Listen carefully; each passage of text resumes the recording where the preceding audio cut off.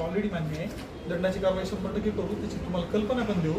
आणि हे जे दंड होतोय हा दंड ज्या दिवशी कम्प्लिशनला येईल त्या दिवशी वर्क ऑर्डरचा टाइम काय होता आणि याने किती दिवस लेट केलेलं आहे तिथं कॅल्क्युलेशन करून दंड करता येतो. मी दाखवतो तुम्हाला, ओरली दाखवतो तुम्हाला, तिकडे पण जायची गरज नाही. सगळी याच्यामध्ये संपली नाही. दोन मागले असेल 1-2-2024 ते 30-10-2024.